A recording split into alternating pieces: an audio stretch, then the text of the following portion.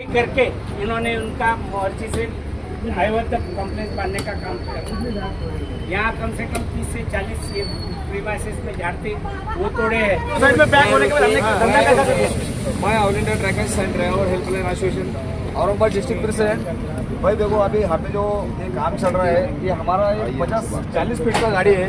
अगर यहाँ पे लगाएंगे तो ये व्यापारी कैसा इसको काम करेंगे। तो हमारा ये बोलना है कि भाई यहाँ पे रोड छोटी हो रही तो यहाँ पे अब ये दुकान के सामने अगर गाड़ी लगा देंगे तो फिर कैसा ये काम चलेगा। और ये चलके वो अगर हमारे गाड़ी से कोई धक्का लगता है कुछ होता है तो इसके जिम्मेदार ये खुद रहेंगे इसमें, क्योंकि ये जगह बहुत छोटी है। जगह पहले बड़ी थी, 100 फीट की जगह थी, अभी 30 फीट रहेगी। तो इसके लिए हमारे एसोसिएशन इसको विरोध करते हैं कि भाई यहाँ पे जो गाड़ा लग रहे हैं तो हमारे गाड़ी के लिए बड़ी पार्किंग होना चाहिए यहाँ पे। हाँ, ये गाड़ी लगने की सुविधा। लाखों रुपए खर्चा करके वो झाड़ा लगाए गए थे, वो सभी झाड़ों को तोड़ते हुए आज बिल्डिंग का कंस्ट्रक्शन हुआ चालू है।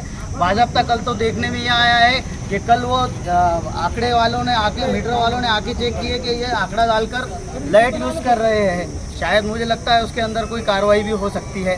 तो वो सारे चीज़ें यहाँ पर जो इलीगल चल रहे हैं, समझ में ये आता है कि जितने भी कॉम्प्लेक्स है बड़े बड़े यहाँ पर बिल्डिंगा खड़े की जा रही है, मगर बिल्डिंगों को किसी भी तरीके का कोई परमिशन नहीं है। इसी तरह सर्वे नंबर 10 के अंदर एक रोड कंस्ट्रक्शन किया गया है जो कि इलीगल है, उसमें भी कोई परवानगी नहीं है। जो दिशा भूल की जा रही है व्यापारी को, हम ये यहाँ से रास्ता काट रहे वहाँ से रास्ता काट रहे। तो पिसा देवी कॉम्प्लेक्स है, एक पीछे पेट्रोल पंप का है। तो समझ में आ रहा है कि कोई भी चीज़ें को किसी भी तरीका कोई परमिशन नहीं है। और जितने भी केरोसिन एसोसिएशन का मसला है कि केरोसिन के मसले के ऊपर भी काफ़ी वहाँ पर इलीगल भ्रष्टाचार चल रहा है। एक को जगह बेचते हैं फिर दूसरे को एक रजिस्ट्री करके देते हैं। इस तरह के कई इलीगल काम ये बाजार समिति के अंदर हो रहे हैं और इन्हें पूरा प्रशासन का सपोर्ट भी मिल रहा है। हम अतिक्रमण विभाग के, नगर रचना विभाग के जो वाउल साहब है, जिसके अतिक्रमण का पूरा ठेका शहर में उन्होंने लेके फिरते हैं, गलिया हाथ गाड़ियाँ तोड़ते फिर रहे हैं और इतने बड़े बड़े यहाँ पर बिल्डिंगा खड़े हो रहे हैं तो नींद से नहीं जाग रहे हैं। हम नासिर सिद्दीकी साहब के पास से साथ में वहाँ पर वावड़े साहब के पास गए थे। वावड़े साहब का स्टेटमेंट था कि एक बड़े नेता का हमें फ़ोन आ रहा है, इसलिए हम ये अतिक्रमण पर कार्रवाई नहीं कर रहे हैं। तो इस तरीके की इलीगल काम ये बाजार समिति के अंदर हो रहे हैं। तो इसे कहीं ना कहीं रोक लगने की ज़रूरत है और कहीं ना कहीं इनकी चौकसी होना ज़रूरी है और चौकसी होकर इन पर कार्रवाई होना है। डिसीजन लेना अभी अपन समक्ष ये मुद्दे के साथ साथ में जम सकता है, ये रोज का रहेगा ना। ये सभी मुद्दे के साथ साथ में महत्वपूर्ण जो विषय है ये पूरी पार्किंग की जगह है, लेकिन बाजार समिति अपने मनमाना खुद के स्वार्थ के लिए यहाँ कॉम्प्लेक्स निर्माण कर रही है। मैं पूछना चाहता हूँ, यहाँ ये एक व्यापारी ने यहाँ एक दुकान लिया, ये दुकान का ग्राहक और उसका व्हीकल कहाँ खड़ा रहेगा? इसके ऊपर ऑफिस बनने वाले, उसके ऊपर तुम्हारा वसति गृह बन रहा है। वसति गृह का हमारा विरोध नहीं है। कल जो हमारे बच्चे भाई, छोटे भाई रहेंगे, उनका व्हीकल कहाँ लगेगा? वो किस दिशा में डायरेक्ट ये जाने आने का रास्ता है तो उसने डायरेक्ट रोड के ऊपर आना क्या? ये बिल्डिंग का मार्जिन कहाँ है?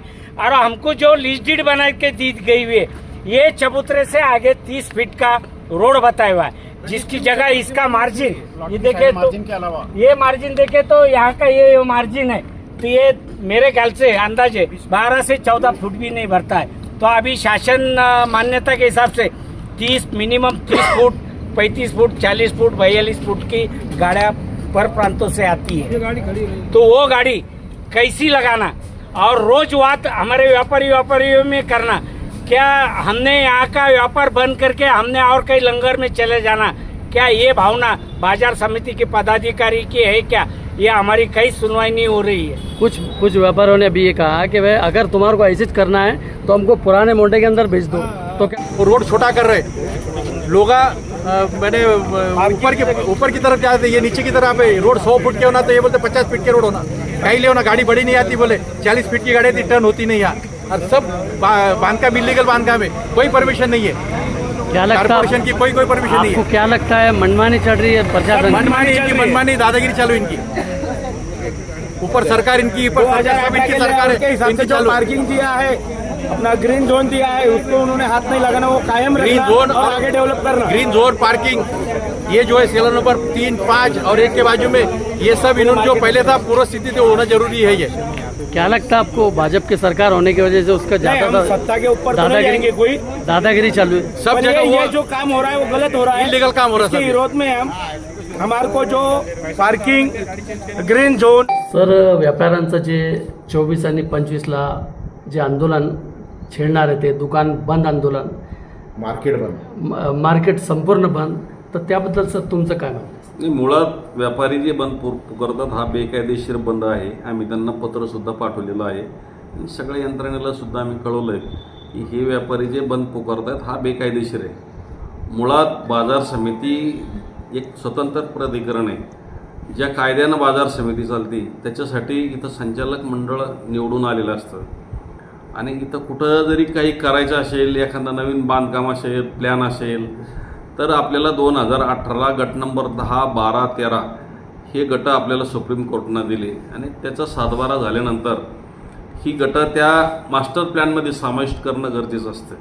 म्हणून हा सुधारित मास्टर प्लॅन आपण राज्य सरकारकडून याला मान्यता घेतलेली आहे आणि त्या सुधारित आराखड्यामध्ये त्या ठिकाणी वसतिगृहाचं काम चालू आहे तो ओपन पेसा आहे.